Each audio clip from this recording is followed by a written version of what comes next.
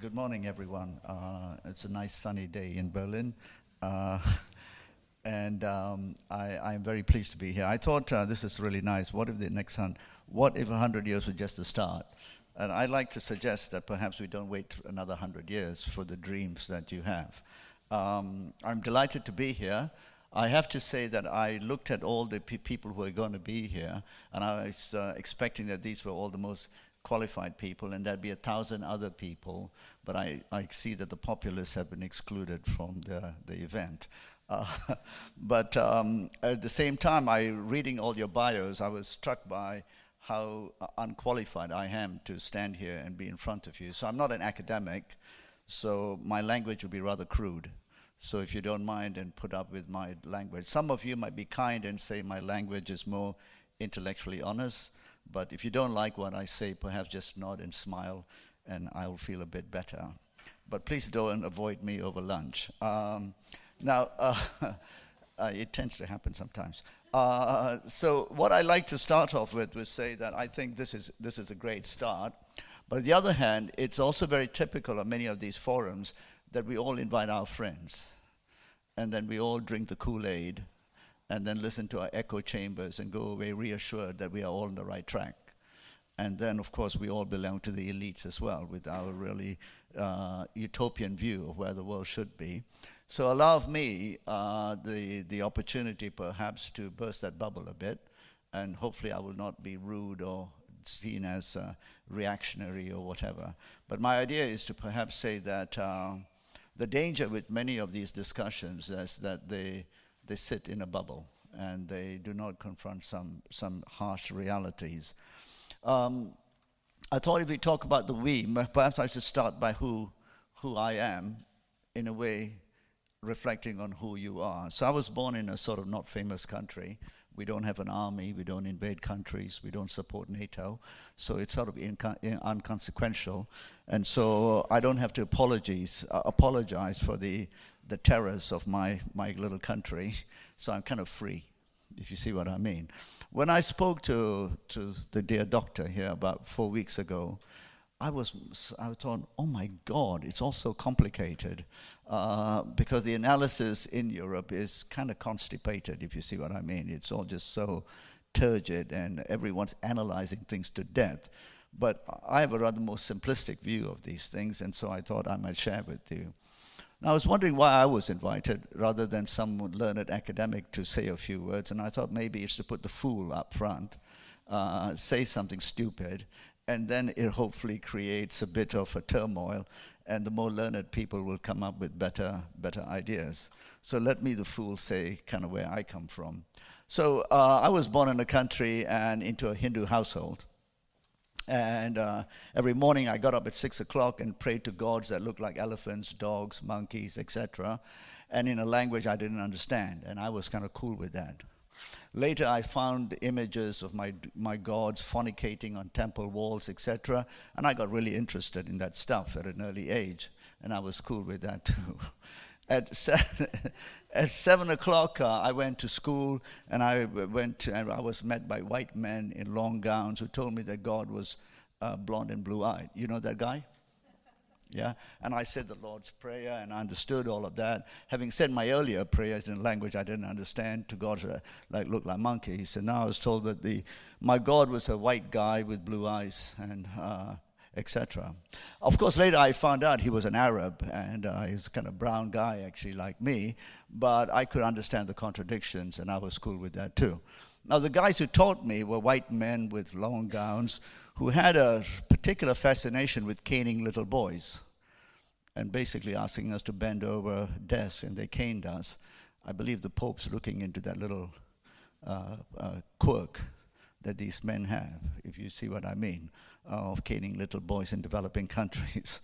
But I understood this, and so I had no sort of dilemma with being brought between seeing gods in different ways as a young boy. So I have a different kind of worldview. And then after school, I went home, and my home was next to a mosque. And so the masjid was a place that I understood very well, and the imam was someone I knew because he gave me sweets, etc. So today, as a grown-up, when I pass men with skull caps and long gowns and beards, and with backpacks, I don't think, oh shit, I better walk the other way, because they're my brothers. I don't fear when they say salam alaikum and alhamdulillah. I say hello. So I'm not afraid of them, and I understand. I don't see the fear and the demonization that takes place with the particular religion. And then in the evenings, I went to the Chinese shop to eat Chinese food with my chopsticks, and I learned to eat with chopsticks when I was the age of about 4, and noodles, etc. And so when I see Chinese today, I'm not thinking, oh my God, nasty communists, they're going to take over the world, and they are shopping everywhere and spitting, and so they must be of a deranged, inferior civilization.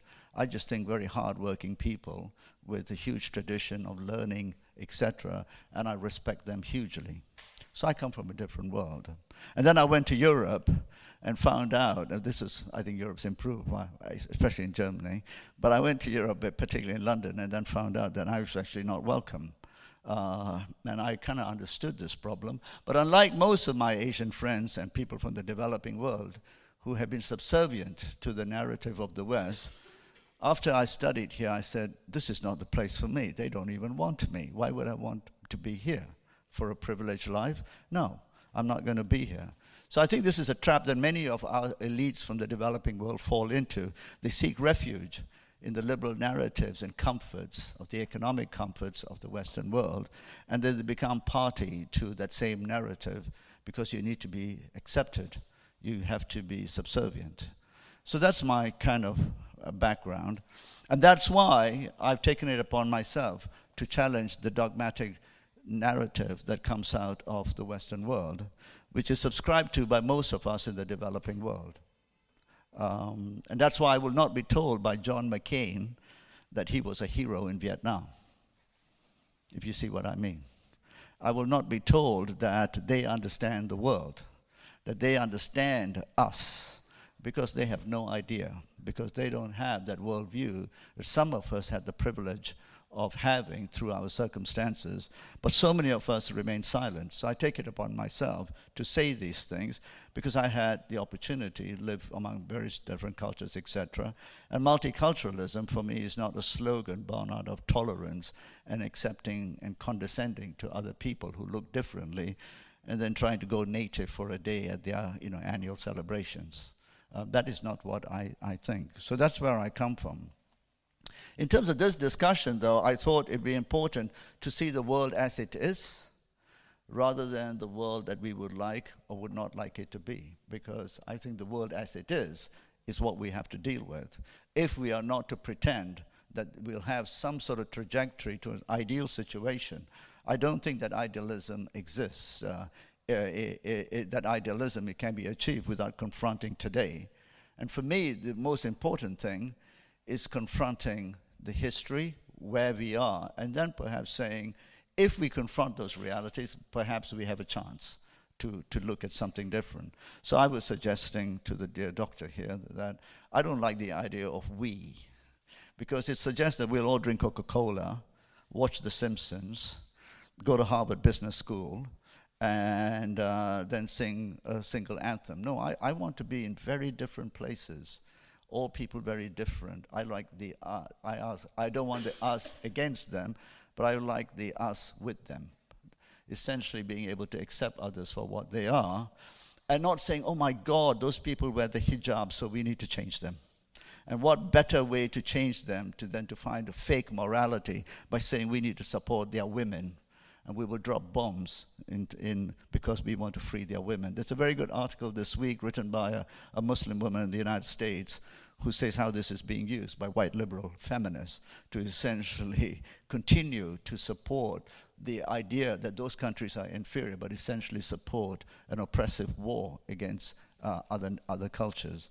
So I think I'm happy to accept how other people are and work with them towards a change. But I don't come with the view that my morality is superior, which is ingrained, I dare say, in the Western narrative of democracy, capitalism, and all of those things. That doesn't mean that I don't think certain things are are not acceptable. But I do not feel arrogant enough to suggest that they must change and build their future in the image of me. I don't believe that. So the world as it is what we have to deal with. And in that regard, many of the tensions we confront today come from a different past. For most of the Western world today, and the rise of populism, I think, is an interesting one, is one in which people are troubled within the Western world, where their own citizens have begun to say that the world order now is not what they want it to be. In a piece I think I wrote about 4 or 5 months ago in the Financial Times, I said that it is not globalization versus populism, it is essentially the rise of the rest. And this is a great discomfort for those who've had the privilege of a lot. They can't accept it. The liberals in those society, of course, want to use that and turn it into, these xenophobic minorities in our communities are terrible. They need to just accept the rest. In turn, they themselves wear the mask of appearing not to fear the rest, but they do fear the rest as well. And that is the reality that we have to confront. This is why China is public enemy number one. Fear the Chinese. The crutch is democracy. But I would argue, coming from Asia and being of, as you can tell from my face, of Indian origin, if you're poor today, would you rather be Chinese or Indian? I think the answer is pretty clear. Which nation, which political system has accorded more democracy to its individuals? I think the answer is pretty clear. Therefore, which country is more democratic? So the populism strain that is revving up in the Western world is something that I actually am enjoying, I'm sorry to say. I love Donald Trump. I love Donald Trump because he's taken the mask off the United States. A mask that many of us said that they wore, but the liberals said, no, it's a great country.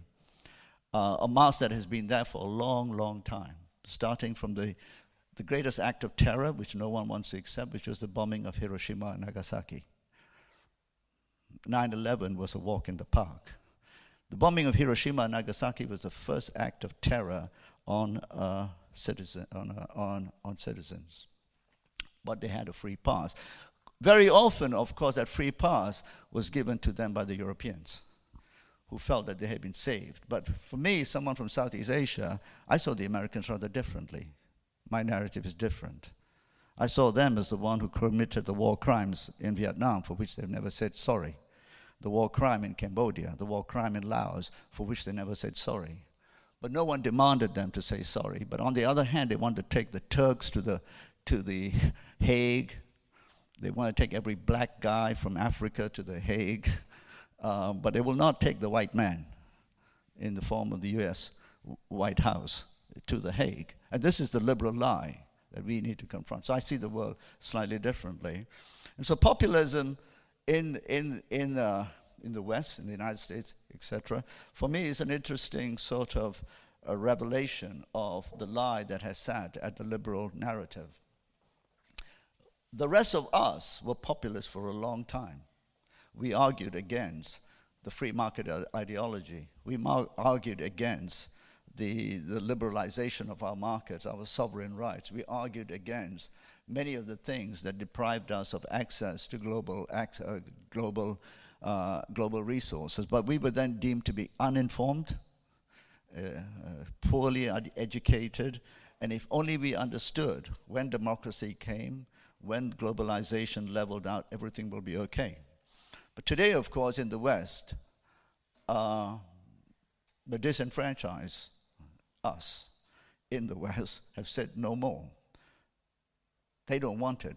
But for a long time, as long as globalization, that panacea for everything that will be all right in the world, brought disproportionate benefits to the West, it was okay. But then in the last 15, 20 years, something horrible happened. The rest began to rise. The Chinese, the Indians, the Vietnamese. And that therefore created a great discomfort. And therefore, of course, it created tensions within Western societies, that globalization was no more a one-way street. It became what the liberals wanted, in the IMF, the World Bank, and all of those places, a free-for-all market, and therefore we joined.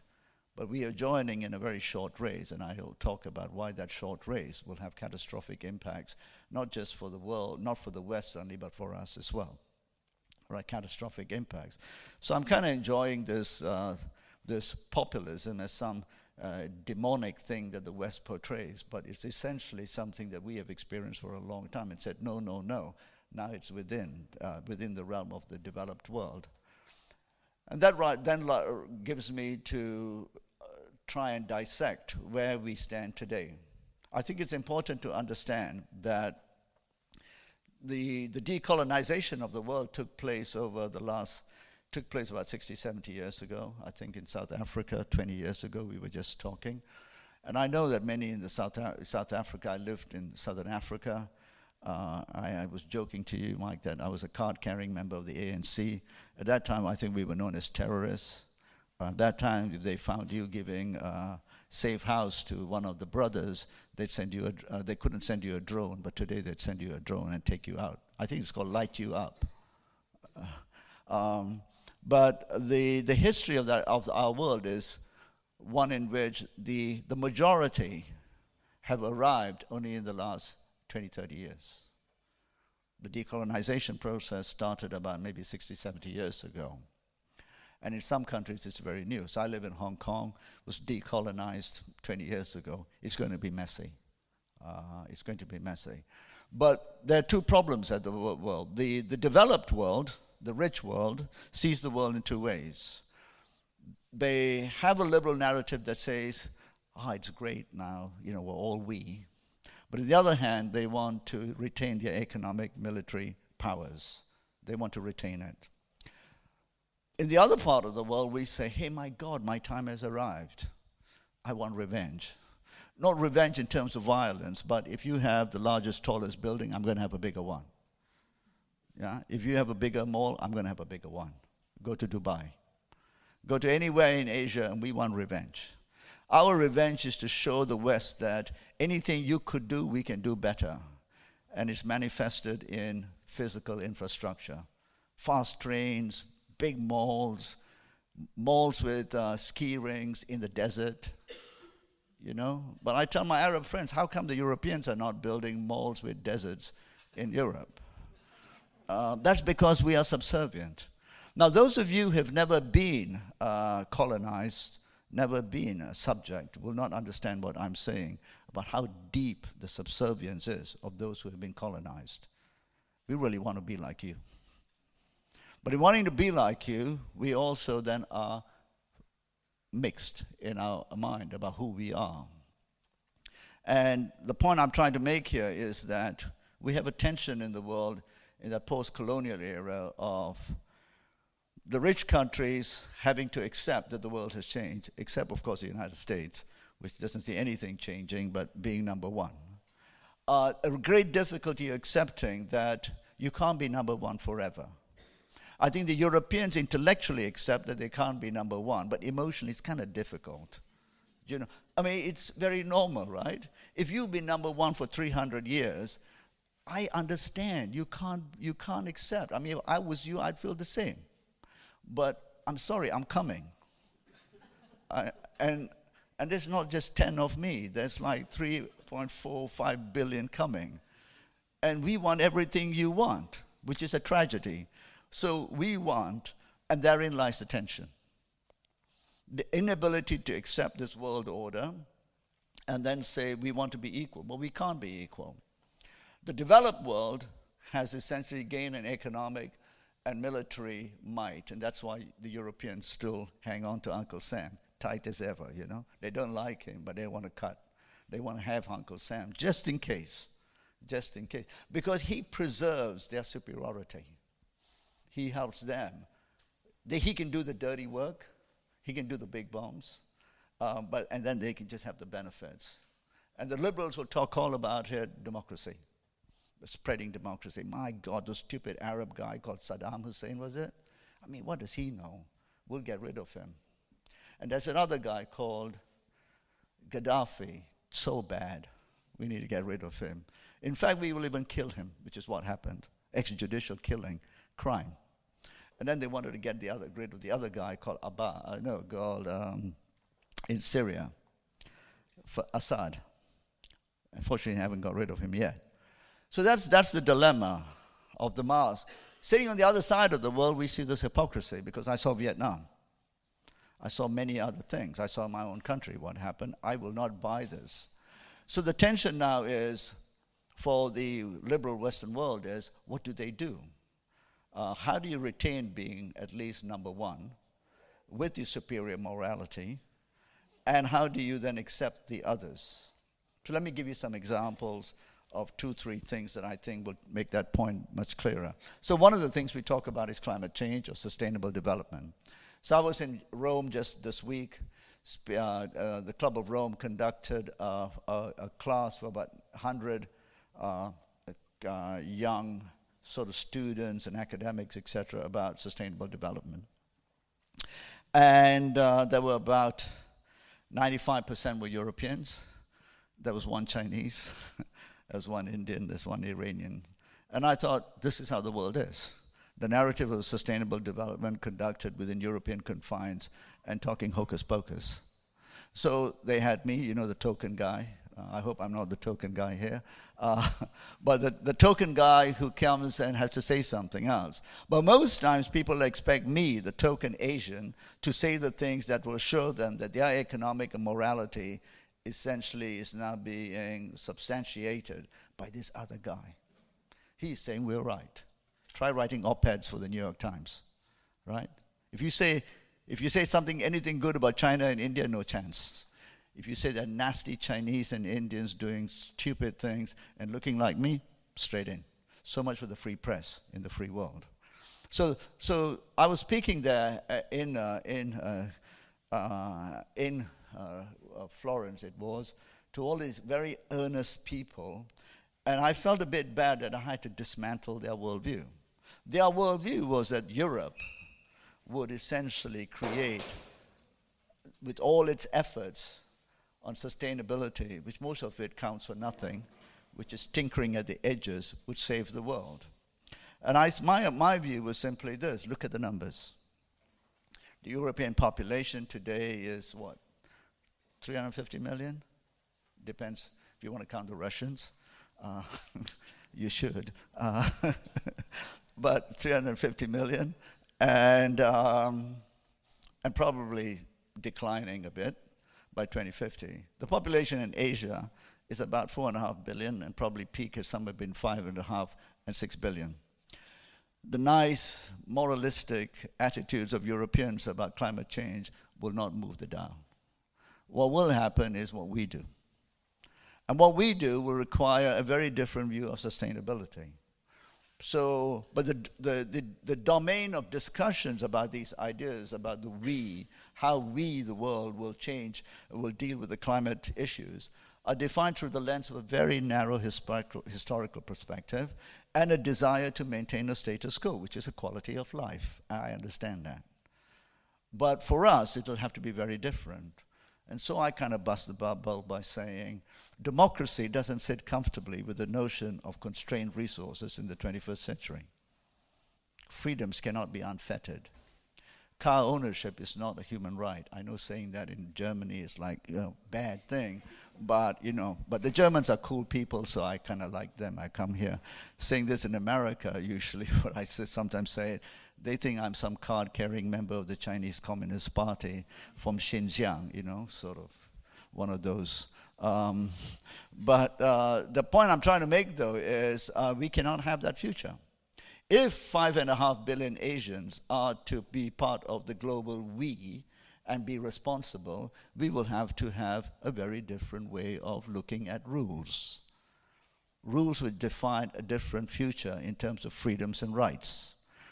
I mean, I think in Germany, and then liberals do not like the idea that I say rules are important. But you have rules in this country too. We take those for granted. I assume in this country you can't carry guns, right? I mean, you can't, yeah, sensible. I mean, there's a country, they think Jesus Christ arrived with a gun, and so everybody should carry a gun. And if you see a black person, shoot them if they look threatening. The point I'm trying to say, though, is that rules are going to be fundamental to change this. So I have a lot of discussions with people on the sustainability agenda who talk about, grassroots movements, etc. I mean, this is just hocus pocus.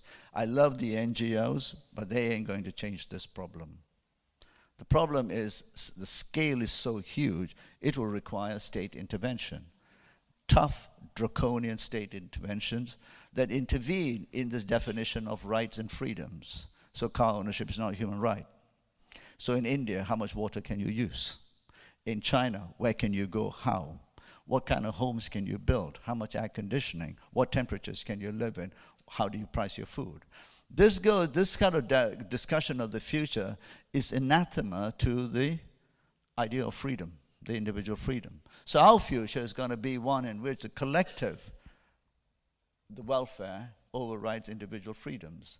That is a very different way of looking at how we organize our societies. In the West, though, that is not negotiable, yes? That is not negotiable, cannot be done, and I understand that.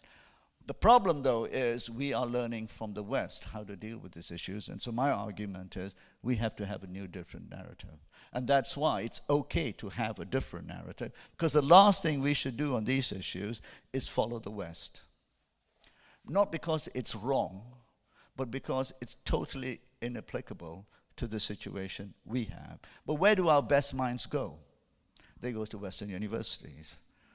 They go to the Harvards, the Flat Earth Society, and then they go to MIT and think robots will take over and do our jobs. And that becomes the mantra. So my point is, we have a very difficult trajectory to navigate, but I think it doesn't have to be 100 years if we confront those realities with a very different conversation, which is more inclusive of very divergent thoughts. The point I find most interesting is, and I'd really like it that in Europe, and particularly in Germany, so many different institutions organize these forums. You hardly find these sorts of forums taking place in the United States, for instance. When it is, it's all drink the Kool-Aid, because otherwise you're not patriotic. Even academia is steeped in this. So I'd like to suggest that we have to understand that, particularly coming from the Asia-Pacific region, there are 6 billion Asians possibly on the planet in 2050. I just want to look to 2050. What does that world look like given where we came from 60 years ago? 60 years ago, we had hardly much as a result of the colonialization, etc. The Second World War was not a world war. It was a war of empires, mainly Europeans. It was not our war. Then the Japanese thought they could imitate the Brits and take over and make a fatal mistake. But it was a war of empire, not our war. So today in Europe, you are concerned about the rise of populism as a threat to your current enlightened view of the world, and therefore the populism giving rise to a past that you rather forget. I think that's one of your main concerns. Will this give rise to the rise of nationalism and all of that? In our part of the world, we are not concerned about this. We are more concerned about when will you come and bomb us with Uncle Sam at the front? How will you sanction us because you don't like the way we look? Because, we don't have economic policies that suit you. We are worried about economic agreements that continue to essentially maintain economic superiority and conditions that do not change the world. That's what we are worried about. We're not worried about the rise of populism in Europe. We are more worried about how will the West react. And if you are North Korea, you would be damn afraid. Because this is the same stuff that happened before. And that's why we have the tension today. Yet the West looks at North Korea as the North Korean problem. I would argue the North Korean problem is a North Korea, United States problem. We need to get the Americans out of this equation and things will ease. But the world doesn't do this. In my article, which I hope will be published soon, I said, so how come the Europeans haven't spoken up against the Americans' attitude and bullying of North Korea. I have many South Korean friends. They are not worried about a war unless the duck does something. Yeah? Because they don't believe the North Koreans will do something. So we have a worldview, a world in which we are afraid of something else. We are afraid of a different, more sinister way of Western dominance, rather than the fact that populism in Europe will give rise to some kind of fascism or etc. That is not our concern. Our concern is the continuation of policies from pre-colonial eras, and which in the post-colonial era continued. Let's not forget that the Vietnam War was conducted after the Second World War in a country which was seeking freedom. And Vietnam's leader at that time, Ho Chi Minh, I don't know how many of you know him, was probably one of the greatest leaders of the 20th century. He fought two imperial nations, the French and the Americans, and won. Nowhere in the United States or Europe will you find a book that calls Ho Chi Minh one of the greatest leaders of the 21st century, because that is not the way it is done. In India, which is now rising, there's a very interesting rewriting of history. I got 5 minutes, 2 minutes? I'm about to end. There's a rewriting of history. How many of you have, I think Shashi Tharoor was here this week or last week.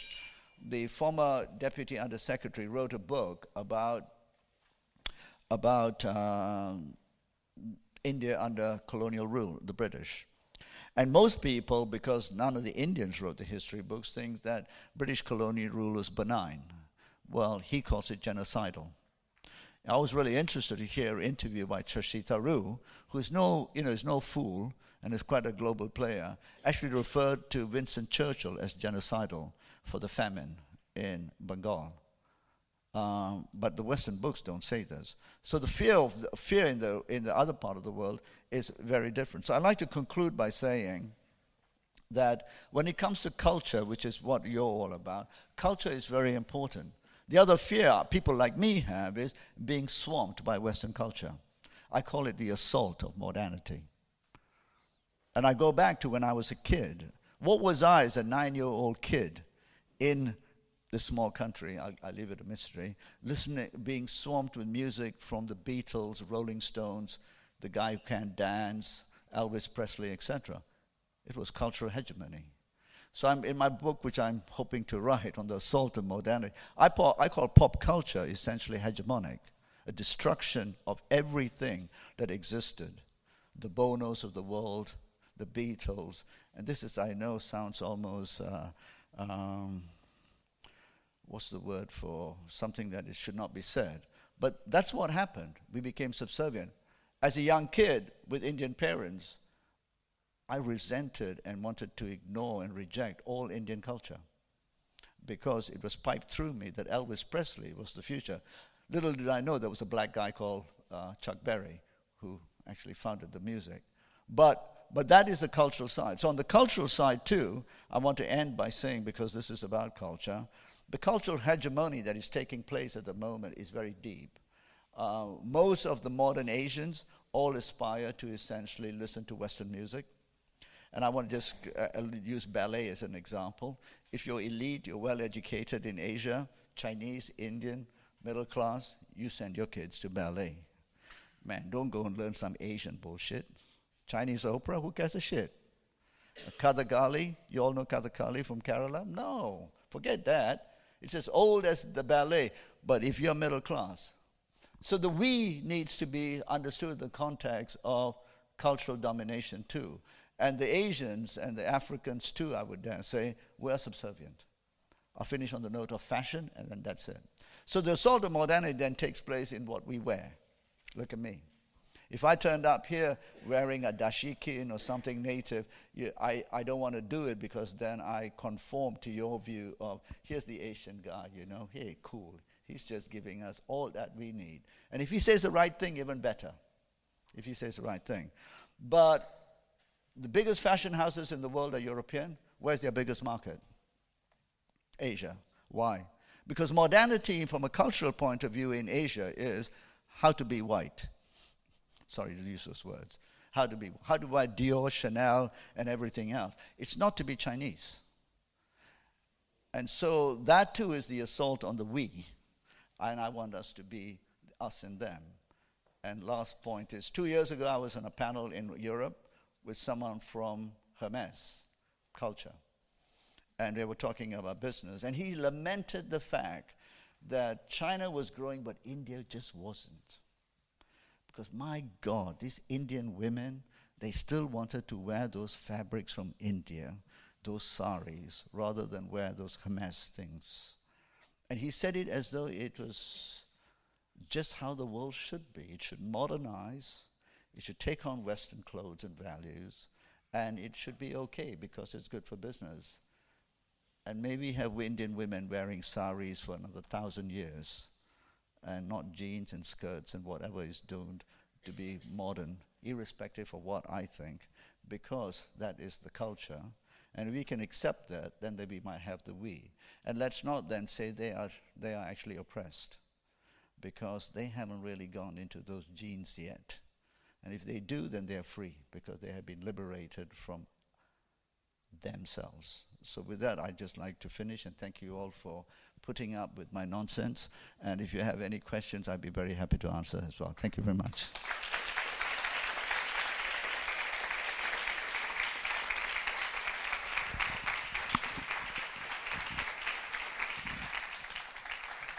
Good morning, ladies and gentlemen. And thank you, Mr. Nair, for this just great keynote. And I'm very honored to respond to it. And I'm pleased to participate in this international conference.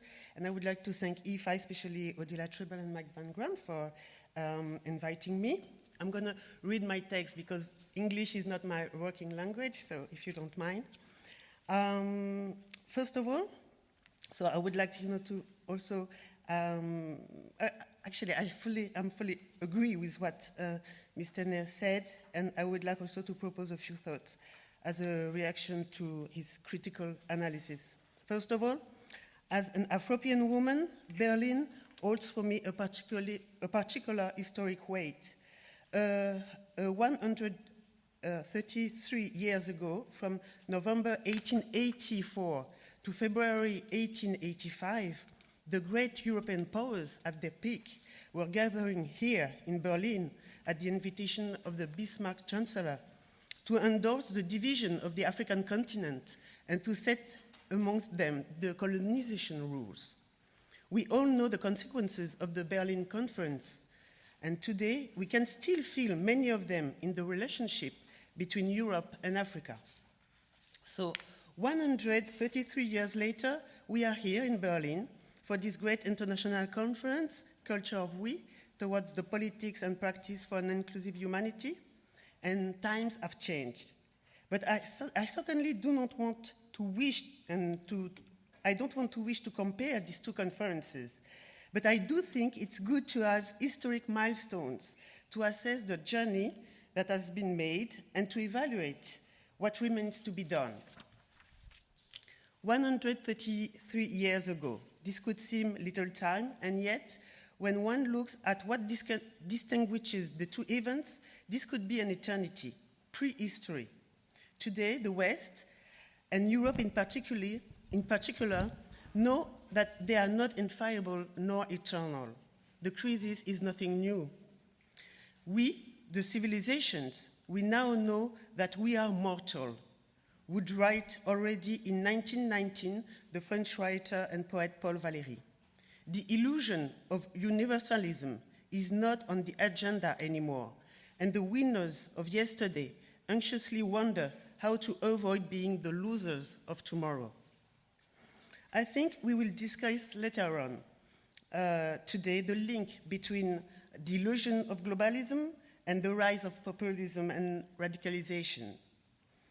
If I may, I would like to stop for a second on the subtitle of our conference, Toward the Politics and Practice for an Inclusive Humanity, and in particular for these two words, politics and practice.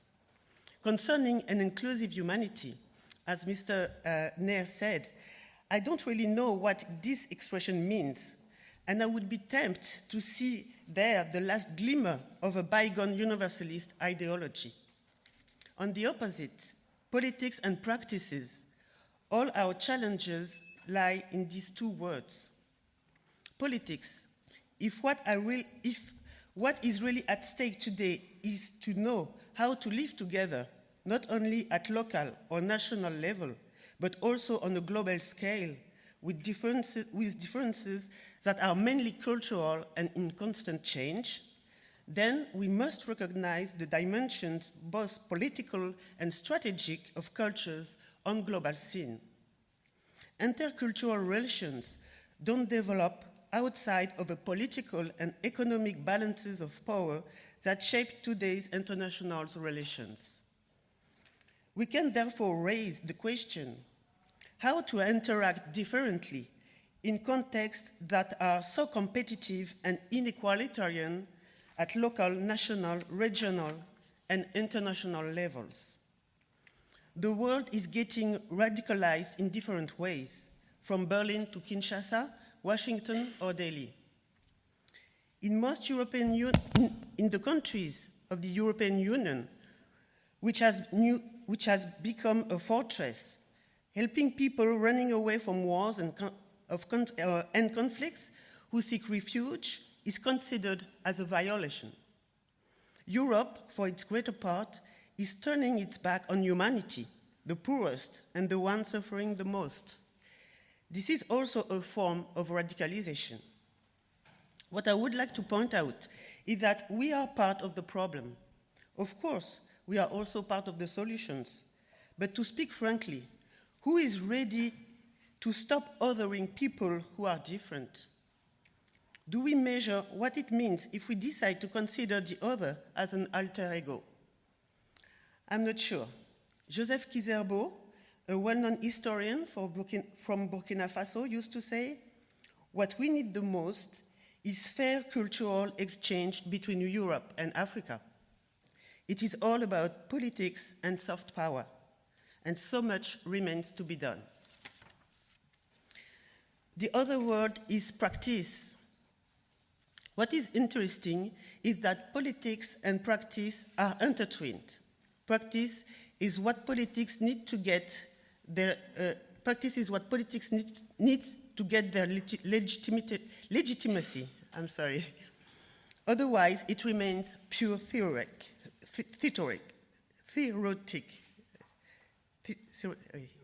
Yes. And if we refer to humanity, practice as an experimental and ongoing process is absolutely necessary to build democratic system based on those humanist values. But is it effective to teach these values? One do not learn democracy. One has to practice it, experiment it to fully grasp the meanings of equality, human rights, press rights, right to education, and freedom of expression. Today, it seems to me that the world needs more people who know how to bring together people from different origins, cultures, religions, than specialists focused on their subjects. Our societies have changed much faster than our institutions, and it's now time for these institutions to open to the diversity that surrounds them, not only in speech, but also and especially in practice. This made led us to recognize that each of us is not a monolithic I, but a we with multiple facets and dimensions. Today, the state of the world is of major concern, and yet it is enough for me to think that the conference, to rethink the conference held here in Berlin 133 years ago is now over. And so I'd like to congratulate, IFA for this conference. And I would like to conclude with a quote from Paul Ricoeur that I hope will inspire us.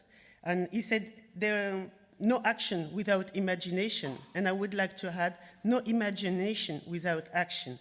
Thank you for your attention.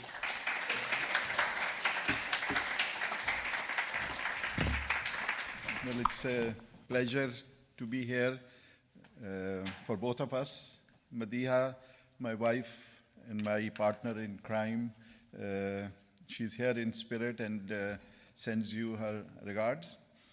Well, responding to Chandran Nair's keynote address, so I believe you have got the answer. I think a new discourse has already started because it is addresses or thoughts like Mr. Nair's which really make you sit up and maybe shake yourself and start thinking afresh. So it is a great pleasure to speak about his address. Although the us and them divide, or the so-called developed world and the rest divide, Mr. Nair has kind of presented it as a gulf or even as an ocean. So too wide a divide, and that is where I would try to claim that this divide is not so great and unbridgeable, and because of the inevitable globalization, you like it or not, but the global village is having its impact. So I'll read from the text. So as I said, Mr. Nair has very eloquently and profoundly presented his views on the problems or challenges of globalism and populist nationalism. I endorse his views that the real problem is between haves and have-nots. That is what I gathered from his abstract. Rejecting the concept of common human civilization as constructed by the West. Indeed, a diversified and inclusive reconstruction of the global human standards is the best way to proceed ahead and get out of the mess we are in today. I, however, would like to point out, because here, because of the limitations of time, I suppose, the way them, or, well, for me, us, were represented as if it is a monolithic group of nations who are suffering at the hands of colonial and post-colonial and imperialist policies. And now we are reacting and we are fighting back. It is true that Chinese are shopping all over the world. It's true that Indians are constructing huge malls. But the developing world is not just these success stories, these huge countries, huge nations who are now flexing their muscles. But we have other countries who are sometimes not truly represented by their governments. So, and the governments do not hold any sympathy for them. So that is the haves of the have-not nations are really an elite which is lording over these people and oppressing them and denying them their rights. And in fact, they have more in common in terms of their vested interest with the haves of the have nations, and their policies and their self-interest, their political interest makes them vulnerable or makes them subservient to the Western nations. On the other hand, the have-nots of have-not nations, these are the terms which I took from Mr. Nair's abstract, which I think were not sort of stressed that much in his address. But the have-nots of the have-not nations have more in common with the have-nots of the have nations. So we have to see that there is an us in them and them in us, which is now, which binds us integrally. And it may be painful, it may be against our will, but that's what the that's what the reality is. So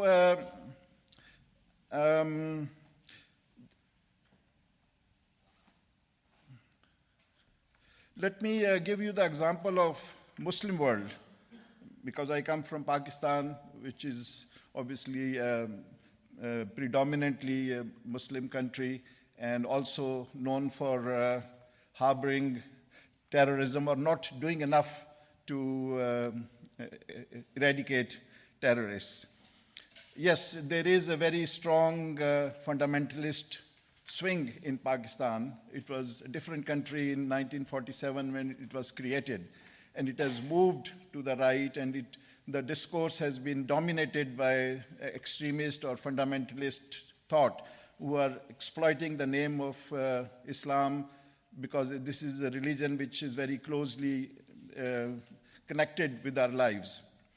But there is, they tend to tell us that there is a Muslim Ummah. These days they are talking about Muslim Ummah to come to the rescue of Rohingyas in Myanmar.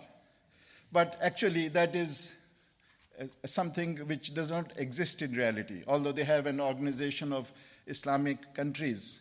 But it's hardly there when there is a challenge to be faced.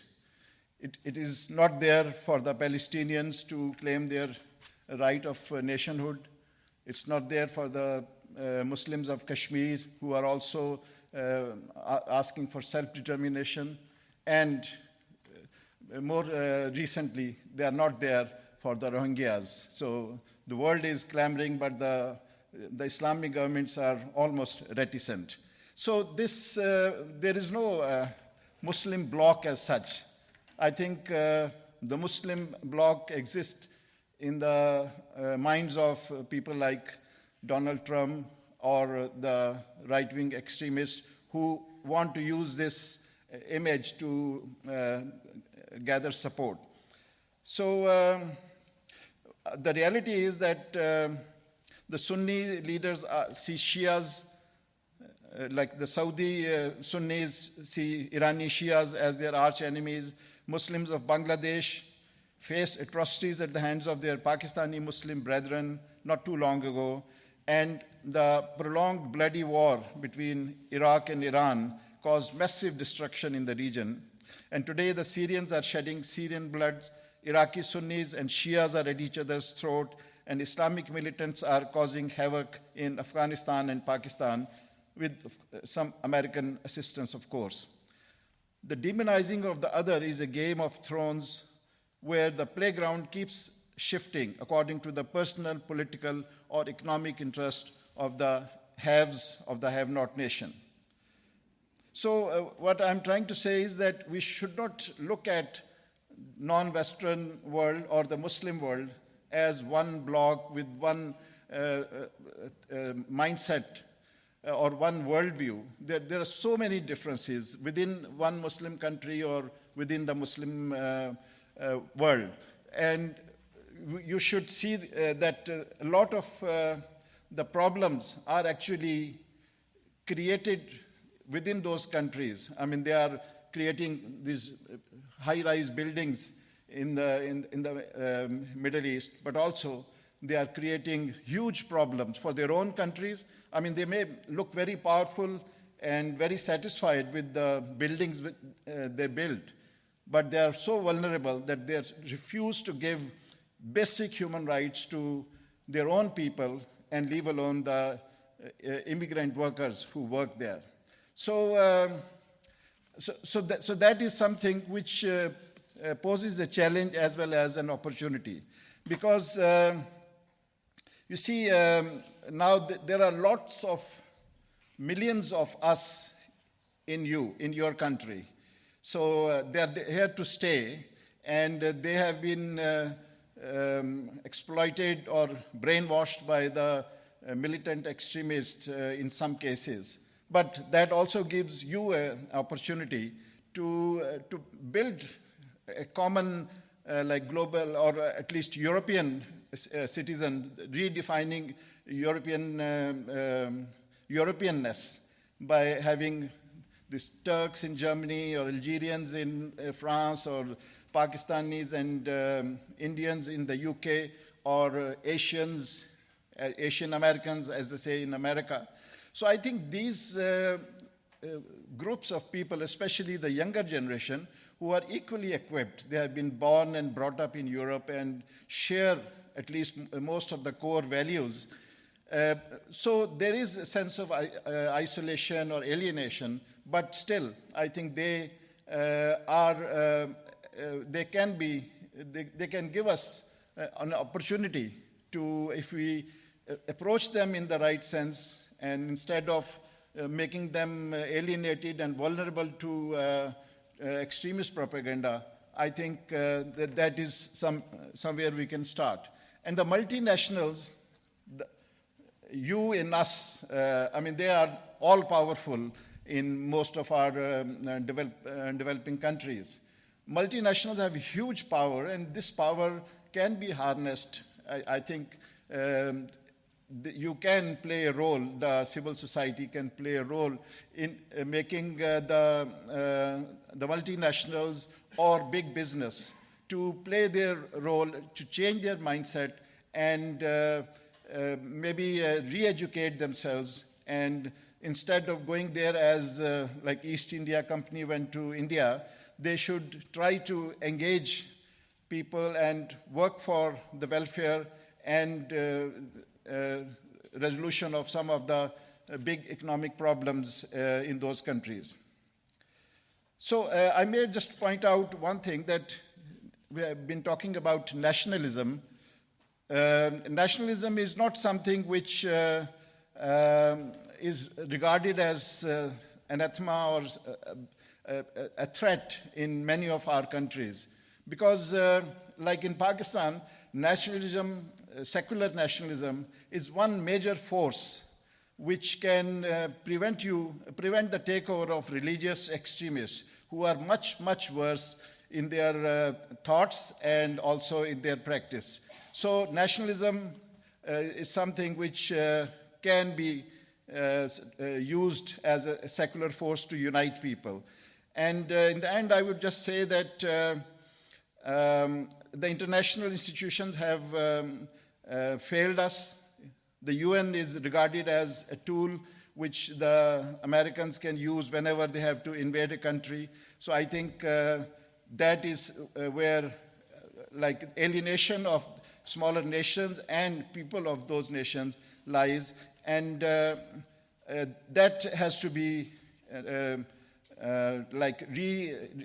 rethink has to be done about what the role and the approach of the international organizations. But in spite of all that, I think the genius of Europe, which has given birth to so many revolutions in history, that I don't think it has exhausted itself or ran out of creativity, innovation, and the capacity to be the midwife to give birth to a new, just order for the 21st century and beyond. Thank you.